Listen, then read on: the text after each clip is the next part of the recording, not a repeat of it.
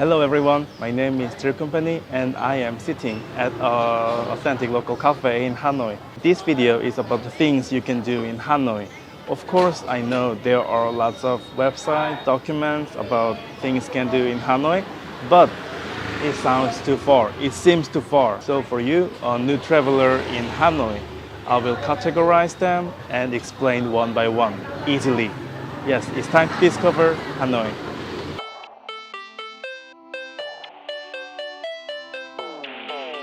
The alpha and omega of traveling in Hanoi.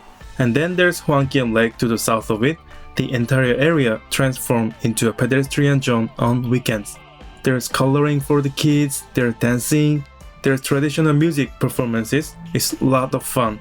It's especially hot in the northeast area by the lake, close to the haute couture. This is why it's always a good idea to squeeze in a weekend when visiting Hanoi. You cannot say you've seen the haute couture if you miss this. There's no set routine, just get out there and enjoy the atmosphere.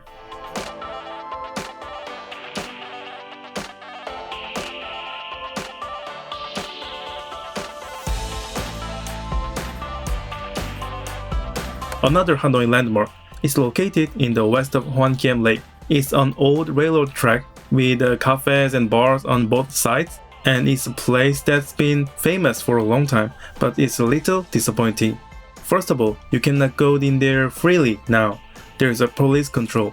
And then some staff inside will come to you, and you have to follow them to their stores. It's very cumbersome. There are other things to do around the haute couture. I don't really recommend here, but it's good to have it as an option. And anyway, photos are beautiful. Walking around Hoang Kiem Lake, one of my favorite Hanoi experiences. There are so many lakes and ponds in Hanoi, but none of them are as well maintained and walkable as Hoang Kiem. The water in Hoang Kiem Lake may not look that clean, but it's definitely one of the best in Hanoi. It's a very pedestrian-friendly place, so it attracts a lot of people. And then there's a lot to see. It's a positive cycle. I wouldn't recommend it in the afternoon or in the broad daylight when Hanoi is very hot, but if you go early in the morning or in the evening when the sun goes down, it's really fun to see Vietnamese people at their leisure. You can walk around the lake in less than an hour. And you can go to the French Quarter, you can go to the cathedral too. There's a lot of south destinations from this lake. It's a great experience. The Red River runs north-south through the east side of downtown Hanoi. It's a big city, so there are many bridges over the Red River. Among them, Long Bien Bridge, located in the northeast of haute couture, is the oldest of the bridges crossing the Red River. Its distinctive truss structure is reminiscent of the Eiffel Tower. Yes, this is built at French colonial era. You can walk across the bridge from the Long Bien station, and the total length is about 1.5 km. The first half is marsh, and the second half is river. It can be a bit dangerous, but you can turn back halfway. It's not a very popular experience compared to some of the others, so it's a little bit of hipster experience.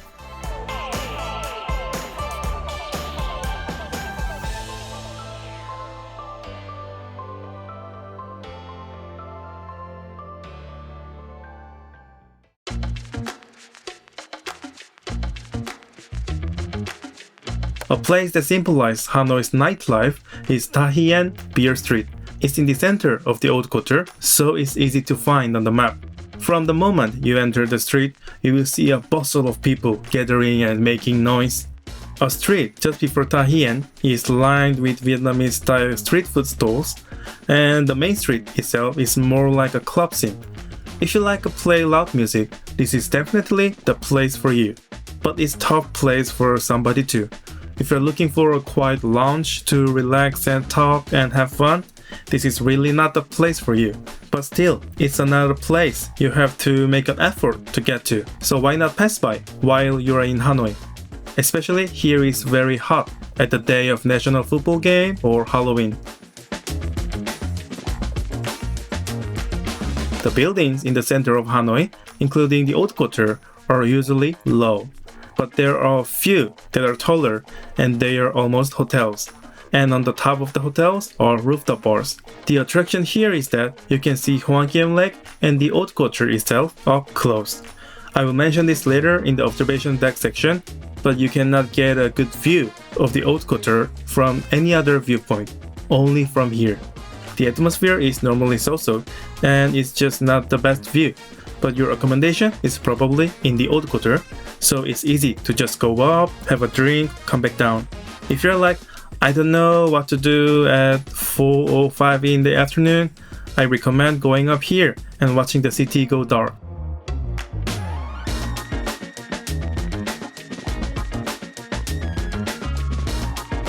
Unfortunately, Hanoi is not like a Bangkok, Thailand, or Ho Chi Minh to the south. Rather, it's relatively conservative. So aside from the beer street and the rooftop bars of the Haute Couture, there are few places to drink and enjoy. But I still think there are two alternatives. The first is the bars on the west side of the lake. Near the Starbucks Reserve, look for Polite & Co. It's one of the few places in Haute Couture with a really nice interior. If you want to have a drink in a nice atmosphere, there's no better place. Tahie is fun its own way, but sometimes you want to keep it a little quieter. The second is the French Couture, the luxury hotels. They're hotels, so of course they have fancy bars, and the vibe is unmistakable. It's not just that the interiors are clean, the building itself is unique. The downside is that the hotels here are not really about the view. There is no rooftop to look out over the French Quarter or anything like that. You just have to enjoy the inside of the building. Find Capella, Sofitel, and Hotel de l'Opéra.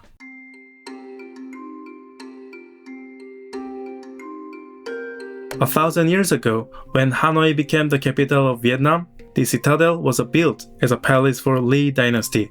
Since then, the country has changed dynasties and names many times, but Thăng Long Imperial Citadel has remained the same. And even during the French rule, it was not destroyed in its entirety. It's also the only UNESCO World Heritage Site in the whole of Hanoi. It's a little less interesting as a grand structure, but there is still something to be said for walking through. A citadel that has stood the test of time in Southeast Asia. If you only have one day in Hanoi, this is a great place to start your day. Vietnam is traditionally a part of Sinosphere and has Confucianism. The name is literature, but it doesn't mean the literature itself. In East Asia, Temple of Literature means a shrine dedicated to Confucius. Hanoi's Temple of Literature was built by the Ly dynasty, the same dynasty that built the Thăng Long Imperial Citadel. So this one is also old, built in 1070. It is located slightly south of Thăng Long Imperial Citadel. This Temple of Literature is quite large and well preserved. If you want to enjoy the look of the well-preserved old temple, I recommend here. West Lake is the largest lake in Hanoi. Jeon Quoc Temple is a small temple attached to the road that runs north-south across West Lake. And surprisingly, it is the oldest temple in Hanoi. So its entire history is over 1,450 years old. Of course, not much of the original structure remains, but it's changed a lot during renovation and maintenance. But most of all, the lake that surrounds the temple is beautiful. You will not regret taking the time to explore here. And the Kwantan Taoist temple on the way is also very atmospheric, so it will be even more satisfying if you make it a combo. Probably the most famous religious site in all of Hanoi, Ngo Son Temple, located in the Hoang Kiem Lake, is dedicated to a Vietnamese general who fought against the Yuan dynasty, the Genghis Khan's dynasty. In terms of the size of history, it's not as big as the three before, but its prime location on Hoang Kiem Lake, near the Haute Couture, makes this shrine much more attractive. And the legend has it that the 15th century Vietnamese king Le Loi was given a sword by a turtle in Hoang Kiem Lake and won the war.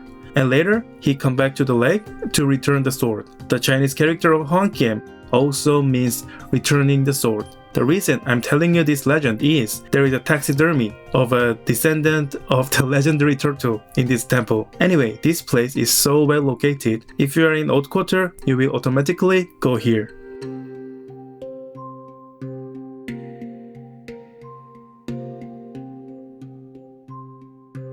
Hoa Lo prison site, located on the south side of Hoang Kiem Lake, was used as a prison during the French colonial period. It's a reminder of dark side of colonial rule that you don't catch from beautiful architectures of French Quarter. And during the Vietnamese War, it housed American soldiers. You can walk or take a grab a taxi after Hanoi Big Church. It's a little bit isolated. Maybe you feel a little lazy to get here, but once you visit, you will see why it's in the video.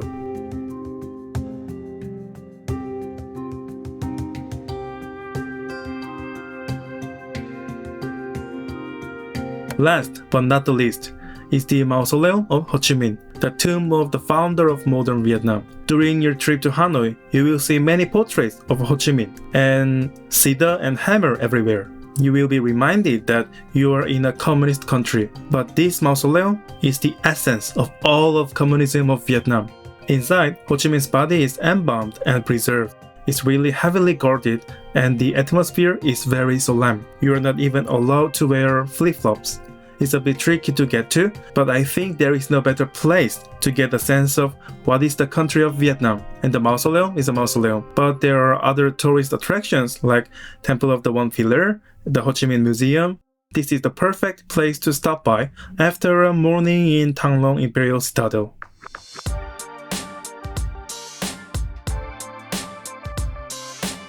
Hanoi is not as famous for its views as other famous cities. To be honest, the skyline isn't that pretty. But still, a big city is a big city. It does the basics. This is the closest skyscraper to the old quarter. It is 267 meters high and has an observation deck at the top where you can see all around. The entrance fee is about $8, so it's not that expensive. The advantage of Lotte Center Observatory is that it is close to the old quarter, Ho Chi Minh Mausoleum, and West Lake. If you will visit a high-rise observatory in Hanoi, this is definitely the place to go. Further west is the famous Gyeongnam Landmark 72, which is even taller than Lotte Center. But this place is so far west that you cannot see the old quarter or this side at all. It's just filled of apartments all around. Of course, the old quarter itself is very low, so it's not very beautiful or noticeable from above. But Ho Chi Minh's mausoleum and the West Lake are enough as a reason to visit here. Here is Hanoi's landmark Dong Kin Nha Tuk Square. As you can see, all the buildings are restaurants or cafes. I don't think anyone passes by this square without seeing this. Surprisingly, not many people go inside the buildings. But the sensation of drinking coffee on this outdoor terrace is just too shame to just pass. It has long business hours, so it doesn't matter what time you visit.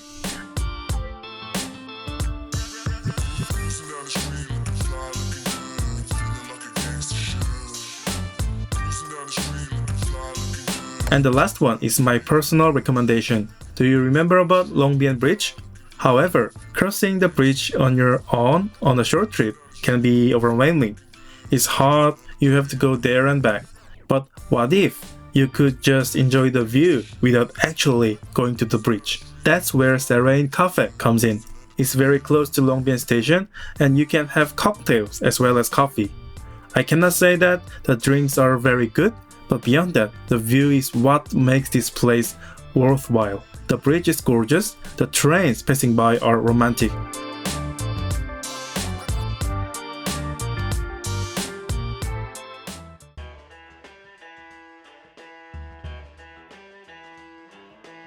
First up is rice noodle pho. It's Vietnamese most famous food. Especially the northern part of Vietnam, where Hanoi is located, is the home of Vietnamese rice noodle pho. If you go to Hanoi, you should definitely try pho.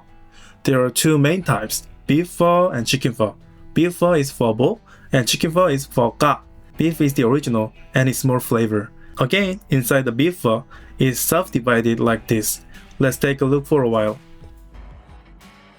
My favorite shop is Pho Suong on between Ta Hien Beer Street and Lake Hoang Kiem. The location is very good, so there are more foreigners than locals.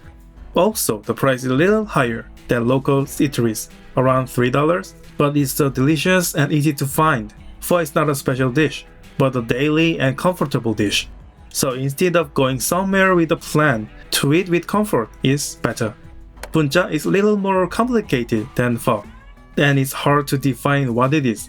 Charcoal-grilled pork ribs and meatballs are the core of bun cha, and it's served with variety of flavorful leafy vegetables rice noodles, and sauce.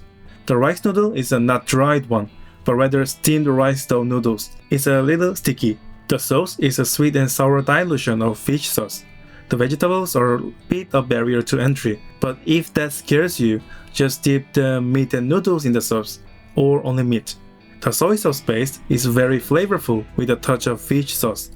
The most famous shops in Hanoi are Bunja Da Kim in Haute Couture and Bunja Hong Lien south of Hoan Kiem, which is famous for Obama Bunja. Both are delicious, but my favorite is Bunja Hang Guo next to Bunja Da Kim.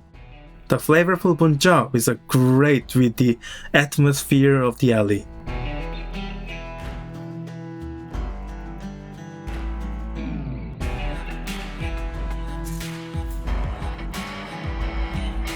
Banseo is another dish that is not as simple as bunja.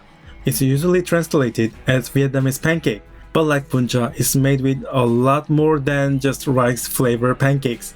You eat this with rice paper, vegetables, and diluted fish sauce. The vegetables and banseo are rolled up in the rice paper and dipped in the sauce. Banseo has a relatively simple flavor. It's not as meaty as pho, nor as charcoal flavored as bunja. The pancake is reasonably soft, the vegetables has less smell, rice paper not a strong presence, fish sauce is pretty diluted. That makes banseo is everybody's dish. As for banseo, I don't really notice the difference between each restaurant. Rather than looking for a specialty restaurant, I just go to a general restaurant like Met, and it's a great accompaniment to many dishes. Finally, egg coffee. Vietnam is one of the world's leading producers of Robusta coffee bean, and local coffee drinks are very popular. Egg coffee is one of distinctly Vietnamese coffee drinks. The bitter coffee is topped with a foam made of egg yolks, sugar, and condensed milk. If you eat the egg foam with a spoon, the flavor is soft, creamy, and sweet. When you put it into your mouth, you get a strong bitter coffee flavor. It's an interesting combination of two opposite flavors. It's definitely a Vietnamese specialty. This is something that all local cafes serve, but my favorite is Cafe Din, next to Dong Kin Ng Yat Tuk Square. It's a small cafe on the second floor of an old building with a great atmosphere. If you had a first coffee at Highland next door, overlooking the square, why not have your second coffee here? Okay, so that's the list of things to do in Hanoi. Let's summarize what you learned today.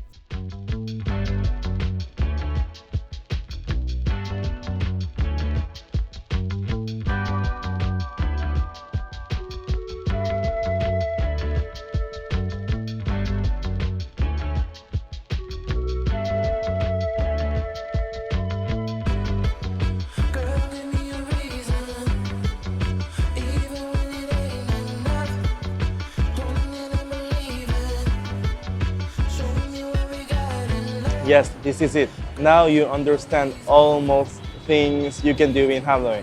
I'm sure that you will never be confused. Oh, what can I do? What should I do in this city?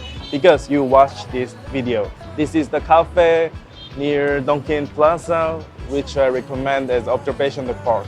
Yeah, I super recommend here. Thank you for watching this long video and thank you again.